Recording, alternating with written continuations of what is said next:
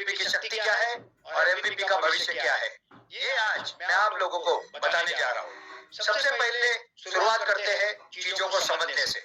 मित्रों, जैसे आप सब जानते हो कि दुनिया की जो सबसे बड़ी समस्या है और जो भारत के लिए भी सबसे बड़ी समस्या है वो है ग्लोबल वार्मिंग।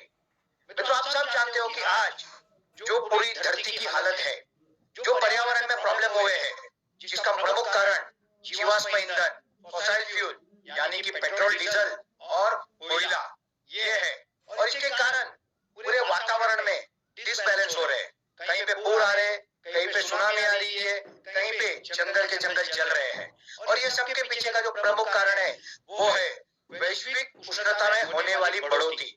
और वैज्ञानिकों का ये कहना है कि अगर इस बढ़ोतरी को रोका नहीं गया और वैश्विक तापमान सिर्फ 2 डिग्री टेम्परेचर बढ़ गया तो हम ऐसे कालखंड में चले जाएंगे जहां से वापस आना नामुमकिन होगा और धीरे धीरे धीरे हम विनाश की तरफ जाएंगे। और ये अगर बचाना है तो इस ग्लोबल वार्मिंग नामक सबसे बड़ी दुनिया की समस्या को हमें दूर करना होगा। इसी के साथ साथ क्लाइमेट चेंज, क्लाइमेट को कंट्रोल करना होगा। मगर मित्रों, क्या ये हमारे एसी के रिमोट की तरह है? क्या ये गाड़ी के रिमोट की तरह है कि हम बटन दबाएंगे और उससे कंट्रोल कर लेंगे? नहीं, आप सब जानते हो ये पर्यावरणीय डिसबैलेंस को कंट्रोल करना इतना आसान नहीं है और इसके लिए कुछ ठोस कदम उठाने होंगे। और वो कदम पूरी दुनिया के सारे देश मिलकर उठा रहे हैं, जिसे क्लाइमेट चेंज कॉन्फ्रेंस या क्लाइमेट चेंज मिशन के अंतर्गत जिस तरह से पेरिस में क्लाइमेट चेंज कॉन्फ्रेंस 2015-16 में हुई, अभी रिसेंटली CO2 COP2 ये कॉन्फ्रेंस हुई और पूरे देश एक हुआ और एक होके पूरे देशों ने, हर दुनिया के हर देश ने ये निर्णय किया कि इस ग्लोबल वार्मिंग की समस्या को निवारण करना जरूरी है और इसके लिए हम सब मिलके प्रयास करेंगे। और इसी प्रयास के अंतर्गत पेरिस एग्रीमेंट हुआ। पेरिस एग्रीमेंट में हर देश को लक्ष्य दिए गए। चाइना को लक्ष्य दिया गया, भारत को लक्ष्य दिया गया। भारत का लक्ष्य क्या था पता है आपको मित्रों? यस, जो पर्यावरण में हम उष्णता देते हैं, मतलब जो हमारा पॉल्यूशन है 2005 का, उससे हमको 35% कम करना है। 2005 से 35% कम, मतलब अगर आज के हिसाब से गिने तो 135% कम। और इसीलिए भारत सरकार इसके ऊपर सीरियसली काम कर रही है। दूसरा जो सबसे बड़ा प्रॉब्लम है भारत का वो है कचरा, वेस्ट। ढेरों के ढेर लगे हैं, अंबार लगे हैं। कहीं कचरा जलता है तो उससे अनेक बीमारियां होती है। प्लास्टिक जलाने से कैंसर होता है, पानी में प्रदूषण, हवा में प्रदूषण, जहाँ जाओ वहाँ प्रदूषण। और छोटे छोटे गांवों में भी एक जगह ऐसी बन गई होती है कि जहाँ पे कचरों का अंबार लगता है। इस समस्या का समाधान करने के लिए भारत सरकार ने स्वच्छ भारत मिशन लाया। बहुत कोशिशें हो रही है, मगर क्या इसका और भी कोई उपाय हो सकता है? यस, वेस्ट से बेस्ट बन सकता है। अब ऐसी टेक्नोलॉजी आ चुकी है जिसमें वेस्ट से ईंधन बनाया जा सकता है और जिसमें हम खर्चा कर रहे हैं उससे आमदनी पाई जा सकती है। मित्रों, सबसे बड़ी समस्या हमारा किसानों की समस्या ऐसी है, कभी बारिश ज्यादा गिरती है तो फसल खराब हो जाती है, कभी बारिश कम गिरती है तो फसल फेल हो जाती है, कभी पूर आ जाता है, कभी आपको कीड़े लग जाते हैं फसल को, और कभी अगर अच्छी फसल आ ही गई तो भाव नहीं मिलता। अनेक समस्याओं से घिरा हुआ मेरा किसान, मेरा भाई एक दिन थक जाता है, हार जाता है और ना चाहते हुए भी अगर उसे कहीं से आधार ना मिले तो एक गलत राह चूकता है। वो राह होती है आत्महत्या की राह। मित्रों, इन किसानों की समस्या को सॉल्व करना भी उतना ही जरूरी है। उसी के साथ साथ एम्प्लॉयमेंट। दोस्तों, हम 138 करोड़ का देश है ऐसा कहते हैं और हर साल करोड़ों बच्चे डिग्रियां लेके पास होके आते हैं। हमारे देश में प्रमुख रूप से 2 इंडस्ट्री है, एक सर्विस इंडस्ट्री है, एक मैन्युफैक्चरिंग इंडस्ट्री है और दोनों इंडस्ट्री की अपनी एक सीमाएं हैं। वो सीमा से बाहर उसको बढ़ाना कठिन है और इसीलिए सरकारें, चाहे राज्य सरकारें हो चाहे केंद्र सरकारें हो, जितनी भी कोशिश करे इतने युवाओं को रोजगार देना कठिन है। ये लोहे के चने चबाने के बराबर है और इसीलिए इस समस्या का समाधान होना भी बहुत जरूरी है। अगर मैं आपको कुछ आंकड़े बताऊं तो आप चौंक जाओगे। हम हमेशा कहते हैं कि चाइना दुनिया का सबसे ज्यादा आबादी वाला देश है। मित्रों, ये डेटा देख लो, 2023 में चीन की आबादी का अनुमान है 142 करोड़ भारत की आबादी का अनुमान है 143 करोड़। दुनिया के सबसे अधिक आबादी वाला देश हम बनने जा रहे हैं। हमारे युवा, हमारा गांव, हमारा परिवार, हमारे माता पिता सबको छोड़ के, पत्नी को, बच्चों को छोड़ के रोजगार के लिए शहरों में जा रहे हैं। वहां मेहनत कर रहे हैं, कष्ट कर रहे हैं, मगर कुछ हो नहीं रहा है। इस समस्या का समाधान करना भी बहुत जरूरी है। मित्रों, अर्थव्यवस्था, आज हम शान से कह रहे हैं कि हम दुनिया की 5वीं सबसे बड़ी अर्थव्यवस्था है, मगर ये भी कम है। हमें और बड़ा होने की जरूरत है और हमें हमारे अर्थव्यवस्था की समस्याओं को भी सुलझाने की जरूरत है। हर घर की इनकम बढ़ानी, हर युवा को रोजगार देना, ये हमारा लक्ष्य है। ये सबके उपरांत एक बहुत बड़ी समस्या है, वो है कैंसर की समस्या, यानी केमिकल फार्मिंग। तो आप सब जानते हो, पंजाब के बठिंडा से राजस्थान के बीकानेर के लिए ट्रेन चलती है। इस ट्रेन को कैंसर ट्रेन ऐसा नाम पड़ गया है, क्योंकि उसमें जो लोग जाते हैं वो कौन होते हैं पता है? Cancer patient. और वो किस परिवार से आते हैं मित्रों? उसमें से 90% से अधिक किसान परिवार से आते हैं। जो केमिकल हम खेतों में मार रहे हैं उसको बदलना जरूरी है, नहीं तो घर घर कैंसर होगा, हर घर कैंसर होगा, ऐसा वैज्ञानिकों का कहना है। WHO का एक आर्टिकल बीच में आया था जो हमारे सारे ग्रुप में शेयर भी हुआ था। उस आर्टिकल में ये कहा गया है कि अगर हमने ध्यान नहीं दिया तो ये भेड़सेड़ युक्त, मतलब मिलावट युक्त दूध और खाने के कारण 2023 तक में भारत की 80% आबादी को कैंसर होगा। मैं कहता हूँ 2023 तक ये नहीं होगा, मगर 30 में तो पक्का होगा। तो इसको बदलना होगा, और कैसे बदलोगे? ऑर्गेनिक फार्मिंग से। मित्रों, आप सब किसान, आप सब जानते हो कि ऑर्गेनिक फार्मिंग आज कितना जरूरी है, मगर आपकी मजबूरी है। आप चाहते हो भी ये नहीं कर सकते, क्योंकि उसके लिए जो फर्टिलाइजर चाहिए, जो बायो पेस्टिसाइड चाहिए, बायो सीड्स चाहिए, उसके लिए मार्केट मिलना चाहिए, उसको भाव मिलना चाहिए, ये सब करने की कोई व्यवस्था नहीं है। तो मित्रों, ये सारी समस्याओं का समाधान कैसे होगा? ये सारी समस्याओं को सॉल्व कैसे करेंगे? क्या 1-2 फैक्ट्री लगाने से, 1-2 यूनिट लगाने से, इन फैक्ट्रियों से क्या इन सारी देश की समस्या का, दुनिया की समस्या का समाधान हो जाएगा? नहीं ना, पता है मुझे। और इसका समाधान है, what is the solution to all these problems? Renewable fuel industry is the only industry that has the solution to all these problems. पूरी दुनिया में और पूरे भारत में एक ही इंडस्ट्री है जो इसका सॉल्यूशन दे सकती है, और वो है रिन्यूएबल फ्यूल इंडस्ट्री, क्योंकि इसमें ईंधन भी बनेगा और जैविक खाद भी बनेगा। इसके कारण बहुत बड़ी व्यवस्था होगी, इसके कारण करोड़ों रोजगार होंगे, किसानों के घर में आय होगी, कचरे का, बायो वेस्ट का समाधान होगा, और पर्यावरण की समस्या का समाधान होने के साथ साथ हम आर्थिक रूप से सक्षम बनेंगे। और इसमें बाई प्रोडक्ट के रूप में जैविक खाद होगा, उस खाद से हम ऑर्गेनिक खेती करेंगे। तो अब आपको समझ गया होगा कि ये सारी समस्या का अगर कोई समाधान है तो वो है रिन्यूएबल फ्यूल इंडस्ट्री। और इसीलिए भारत सरकार भी ये जानती समझती है और उन्होंने बायोफ्यूल पॉलिसी 2018 बनाई। सरकार ये कहती है कि ये इंडस्ट्री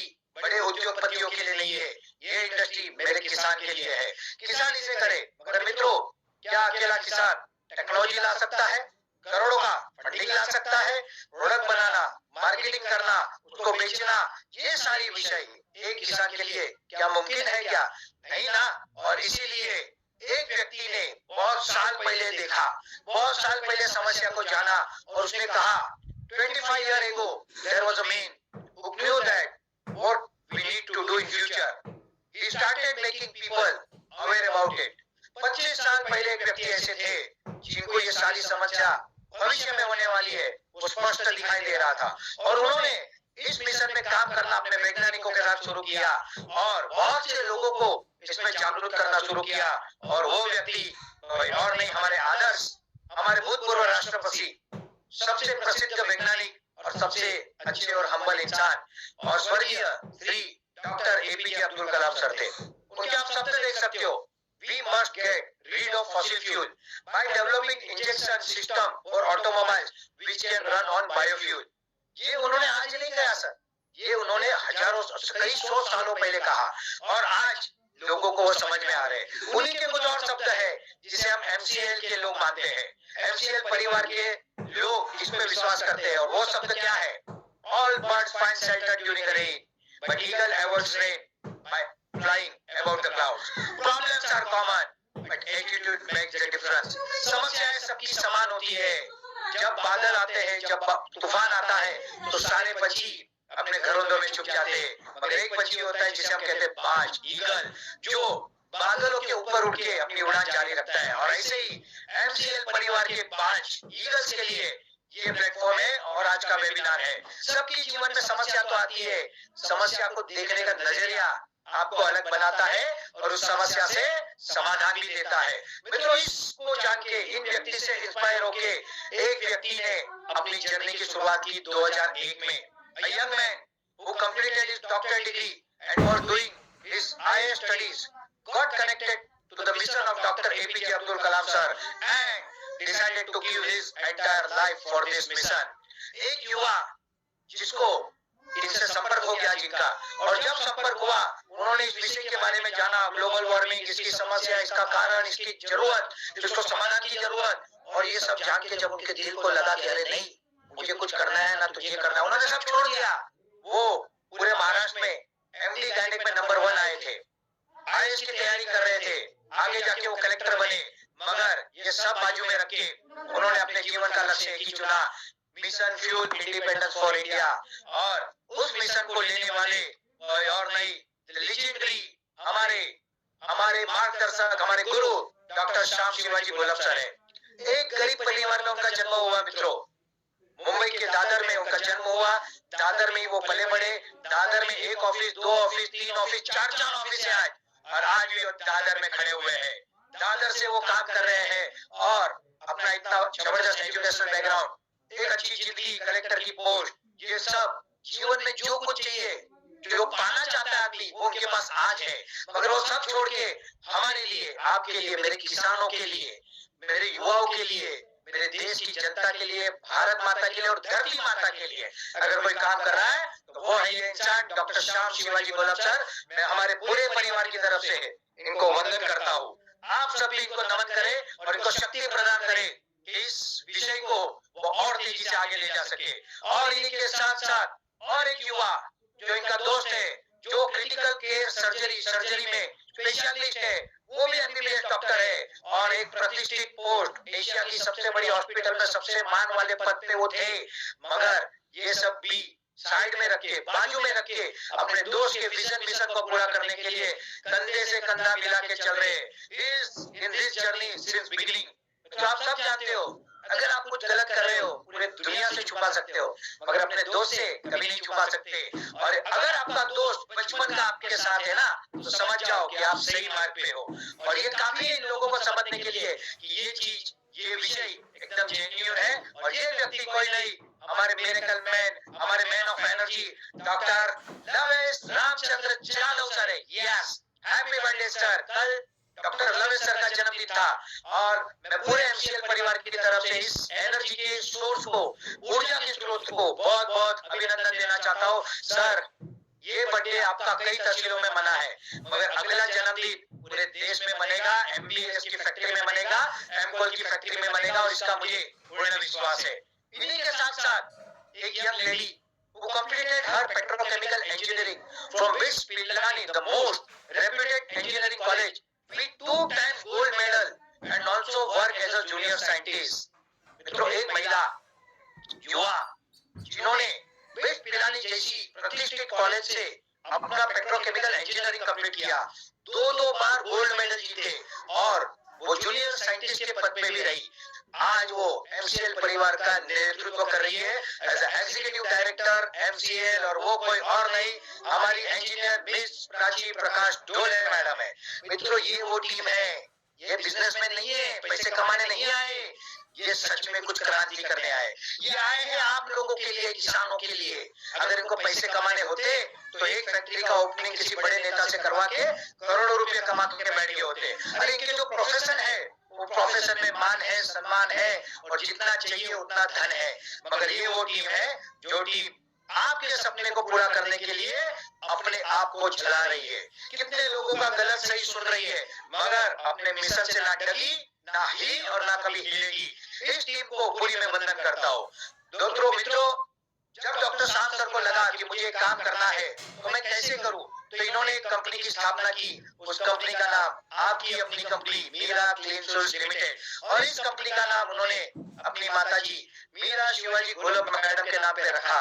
और चेयरपर्सन ऑफ एमसीएल इज हमारी माता मीरा मैडम है। Giving name of mother is enough to make us understand the value and emotion of doctor Shyam sir for this organisation. मित्रों, कोई भी व्यक्ति जब किसी कंपनी को, किसी व्यवस्था को, किसी काम को अपनी माता का नाम देता है ना, तो अक्लमंद इंसान के लिए इतना ही काफी है कि इसमें कभी कोई गड़बड़ हो ही नहीं सकती। 2 दिन पहले हमारे देश के प्रधानमंत्री श्री नरेंद्र मोदी जी की माता जी का देहांत हुआ। हम उनको श्रद्धांजलि देते हैं पूरे एमसीएल परिवार की तरफ से। मगर आप देखो उनका कनेक्शन उनकी माता से क्या था, उसी तरह से हमारे श्याम सर का कनेक्शन मीरा माता से है। और ये वो माता है जिन्होंने श्याम सर को तैयार किया, सिखाया। तो आपको पता नहीं होगा, बचपन में डॉक्टर श्याम सर ने अपने पिताजी का साया खो दिया। उसके बाद उनकी माताजी ने बहुत कष्ट करके, काम करके उनको बड़ा किया। जिस बिल्डिंग के बाहर उनकी माताजी काम करती है, चीजें बेचती थी, जहाँ पे एक बच्चा जाता था उनको मदद करने को, और उसी ऑफिस में, क्योंकि वो कलेक्ट्रेट ऑफिस थी, वहां पे लाल बत्ती की गाड़ी में ऑफिसर्स लोग आते जाते थे। और उस बच्चे ने एक सपना देखा, बच्चे ने, युवा ने नहीं, बच्चे ने एक सपना देखा कि मैं किसी दिन इसी लाल बत्ती की गाड़ी में इस ऑफिस में जाऊंगा, और वो कोई नहीं, आपके हमारे अपने आदर्श डॉक्टर श्याम शिवाजी गोलब सर है। ये होता है विजन, ये होता है जिद, और ऐसे जिद्दी इंसान विजन की क्लियरिटी के साथ आपका मिशन, आपका सपना पूरा करके ही रहेंगे। मित्रों, एमसीएल कंपनी जब रजिस्टर्ड हुई तब 1 करोड़ ऑथोराइज्ड शेयर कैपिटल की कंपनी थी। आज company 100 crore authorised share capital की कंपनी है। एमसीएल कंपनी 2012 में बनी, 10 साल हो चुके हैं। कोई भी कंपनी जिसे कुछ भी गड़बड़ी करनी हो, वो 2-4-5 साल में तो चली जाती है। ऐसी एक कंपनी कुछ समय पहले आई थी कोल्हापुर में। महाराष्ट्र के लोगों को पूछो, बताएंगे क्या हुआ उस कंपनी का, क्या किया उस कंपनी ने, आपको पता चल जाएगा। तो 10-10 साल एमसीएल ने क्या किया, R&D किया, रिसर्च एंड डेवलप किया, और अपनी खुद की टेक्नोलॉजी बनाई। लोगों को आज तक यही पता नहीं है कि एमसीएल की टेक्नोलॉजी किसकी है। कोई बोलता है इनकी है, कोई बोलता है उनकी है। मैं आपको आज हकीकत बताता हूँ, एमसीएल की टेक्नोलॉजी अपनी खुद की है, और वो समय आने पे आपको पता चल जाएगा। Not to worry for that. पूरे देश में 850 तहसीलों में हमने उद्योजक नियुक्त किए। पूरे देश में 20 राज्यों में हम आज है। पूरे देश में 6500 गांवों को हमने एमबीपी उद्योजक नियुक्त किया। 40 लाख किसानों का अपना परिवार है। No other organisation has such a big background. पूरे देश में नहीं, पूरी दुनिया में कोई ऐसा ऑर्गेनाइजेशन नहीं है जिसका इतना बड़ा खुद का नेटवर्क हो। MCL owns demo plant which is fully in function at Kolad Roha, Raigad with the most advanced technology and full automation. MCL का खुद का प्लांट महाराष्ट्र के रायगढ़ में, कोलाड में, मुंबई गोवा हाईवे पे, हाईवे से सामने दिखता है, जाके देख लो। रेडी है, प्रोडक्शन में है, but due to technological secret और ऑटोमेशन सीक्रेट हम उसको अभी दुनिया को नहीं दिखा रहे। मगर अपने परिवार से 750 लोग एक दिन वहां पे थे, और वो दिन था 5 अक्टूबर और दशहरा का दिन अभी। और सारे लोगों ने अपनी आंखों से सिस्टम को देखा, समझा, और उसके बाद लोगों को पता चला कि नहीं, जो सब एमसीएल कह रही है वो कर रही है, और ये हो सकता है। मित्रों, ये है वो टेक्नोलॉजी, ये हो प्लांट का एक्चुअल फोटो, ये है Rockwell renewable oil and gas well, और ये है उस प्लांट का फ्यूलिंग स्टेशन का फोटो, ये है प्लांट का फ्रंट का फोटो। कोई छुपाई नहीं है। हाथ कंगन को आईना क्या, जो सामने दिख रहा है उसको दिखाना क्या, छुपाना क्या, ये तो सामने दिखने वाली चीज है। मगर एक स्ट्रेटेजी के तहत काम हो रहा है, वो मैं आपको आगे बताऊंगा। एक्चुअल स्टार्ट ऑफ वर्क, जो 50 ऐसे लोकेशन है जहाँ पे प्रोजेक्ट के काम की शुरुआत हो चुकी है। 15 ऐसे लोकेशन है जहाँ पे सेकंड फेज के काम की शुरुआत हो चुकी है। आप चले जाओ मध्य प्रदेश मोहन बडोलिया तहसील में, महाराष्ट्र में माजलगांव में, राजस्थान में लाटूर में, और देखो हो रहा है कि नहीं हो रहा है। कई जगह पे काम हो रहा है। बट आपको बता दूं, आज भी एक भी ऐसा प्रोजेक्ट नहीं है जिसके पास 100% प्रॉपर सारी परमिशन फैक्ट्री की हो। मगर फिर भी depend upon project work 20 lakh से लेके 80-80 लाख रुपए एमसीएल ने वहां पे निवेश किए हैं। ये एमसीएल की इच्छा है। अब जब परमिशन आएगी अगले 1 महीने 1.5 महीने में, तब स्पीड पकड़ेगा। लास्टली कुछ पेशों की परमिशन जो अटकी थी वो आई है, बट अभी भी उनके अप्रूव ड्राइंग नहीं आए हैं। जैसे ही आएंगे we will accelerate our speed, और आने वाले सालों में 1 साल 1.5 साल में आप ऐसी अनेक फैक्ट्रियां प्रोडक्शन करते हुए देखोगे। तो जहां चाह है ना वही राह होती है मित्रों। और इसके साथ साथ एम गोल, इसमें तो क्रांति कर दी, क्रांति। सिर्फ 1 महीने के समय में 100 प्रोजेक्ट आइडेंटिफाई हो चुके हैं, 15 प्रोजेक्ट में काम चालू हो चुका है, 25 प्रोजेक्ट रेडीमेड है जो आपको रेडीमेड जगह मिली है, और ये अब बहुत जल्दी शुरू होने जा रहे हैं। कब शुरू होने जा रहे हैं वो मैं आखिरी में बताऊंगा। मित्रों, ये है हमारे vice president doctor Mangesh Selar, mister Mangesh Selar sir. हमने इनको डॉक्टर बना लिया, एक्चुअली ये डॉक्टर ही है, अपने फील्ड के मास्टर है, और इसीलिए हमने गलती से ही सही मगर डॉक्टर लिख दिया, क्योंकि इनकी क्षमता है ना अद्भुत है। एक दिन में इतना लोड लेते, इतना काम करते, इंटरव्यू लेते, लोगों से बातें करते, हमारे प्रॉब्लम की समस्या का समाधान करते, और इनके आने से हमारा काम बहुत आसान और बहुत स्पीडी हो गया है। इनके साथ साथ ये है एमसीएल टीम। आपको पता नहीं होगा मित्रों, क्योंकि आप गाँवों में हो, आपको कोई जो बताएगा वो आप सुनोगे, मगर एमसीएल का खुद का अराउंड 150 लोगों का स्टाफ है। ये स्टाफ दिन रात मेहनत कर रहा है आपके सपनों को पूरा करने के लिए, और ये एक मिशन में लगे हुए। इन पूरे स्टाफ को भी मैं बहुत बहुत धन्यवाद कहता हूँ कि आपके कारण ही आज हमारा काम में टीम एसएस के भारत, ये तो सिर्फ झांकी है, पिक्चर अभी बाकी है। पूरे देश में हमारी सेना है, जबरदस्त टीम है, और हम सब मिलके भारत के कोने कोने तक एमसीएल मिशन को पहुंचा के रहेंगे। ये है टीम ऑफ लायंस, शेरों की टोली। यस, ये वो प्राइम मीडिया है जिन्होंने कंधे पे अपना नेतृत्व लिया एमसीएल का, और हर गांव, हर तहसील, हर जिला, हर राज्य में गए, गली गली में गए, गांव गांव में गए, और छाती फाड़ के बोला एमसीएल ये करेगी और हम ये करके दिखाएंगे। मित्रों, जब हमने शुरुआत की, डॉक्टर जब शाम सर के नेतृत्व में, उपाध्याय सर के साथ, माने सर के साथ, तब, और ये सारे जो हमारे पिलर्स थे जो है, और इनके साथ जब हमने शुरुआत की ना, तब कुछ नहीं था, ना फैक्ट्री थी, ना ऑथराइज्ड कैपिटल था, ना करोड़ों का टर्नओवर था, कुछ पता नहीं था, मगर एक विजन और मिशन था, एक नेतृत्व के ऊपर विश्वास था, और उसे लेके हम आज चले। और आज हमें गर्व होता है कि हम इतने जबरदस्त परिवार के साथ है, और आज जो हुआ है ना वो अब शुरुआत ही हुई है, आगे आगे देखो होता है क्या। मित्रों, भारत के 20 राज्य, 200 से अधिक जिले, 850 तालुका, 6500 ग्राम पंचायत, 40,000 किसान और 10,000 चैनल पार्टनर, क्योंकि अगर एक तालुका में 15 पकड़ो तो भी आप 10,000 से अधिक जाते हो, 10,000 चैनल पार्टनर। इतनी जगह पे हमारा नेटवर्क नेतृत्व है। आप सोचो हम क्या करने जा रहे हैं। आपने हमने मिलके जो बनाया है ना, ये इतिहास है, और ये करेगा कमाल। We are proud to say that we are the biggest limited company with such a big network. यहाँ पे मैं एक बात कहना चाहता हूँ, क्यों पड़े हो चक्कर में, कोई नहीं है टक्कर में। यस मित्रों, यहाँ पे मैं कुछ बात दिल खोल के आपसे करना चाहता हूँ। आजकल ऐसा चल रहा है, बहुत सारी कंपनियां आ रही है, बहुत सारी कंपनियां हमारे उद्योजकों को सपने दिखा रही है, हम इतने में ये कर देंगे, हम वो कर देंगे, और हम आपके साथ 1 महीने में फैक्ट्री लगा देंगे, 3 महीने में फैक्ट्री लगा देंगे। कुछ लोग गुमराह हो रहे, कुछ लोग बिक गए हैं। यस, बिक गए हैं, और ये लोग स्ट्रेटेजिकली अपने एमवीपी तक हमारे सेशन नहीं पहुंचाते, लिंक नहीं पहुंचाते, फ्राइडे सेशन की लिंक नहीं पहुंचाते। ये सारी चीज मेरे ध्यान में आई, और इसके लिए हमने तैयारी कर ली, और हमने उसका जबरदस्त प्लान बनाया जो आगे आपको पता चलेगा। मगर मित्रों, मुझे एक बात बताओ, क्या कोई कंपनी का मैनेजमेंट है जिनके पास 23 साल का अनुभव हो? मुझे 2 दिन पहले एक वीडियो आया मेरे पास मित्रों, जिस वीडियो में कंपनी का डायरेक्टर ऐसा दावा कर रहा था हम हजारों करोड़ का एमओयू साइन करने जा रहे हैं। मुझे बहुत आनंद हुआ, अरे कोई इतना बड़ा काम कर रहा है, ये तो बहुत अच्छी बात है, चलो इसका सर्च करते। मैंने सर्च किया, क्या पता चला पता है?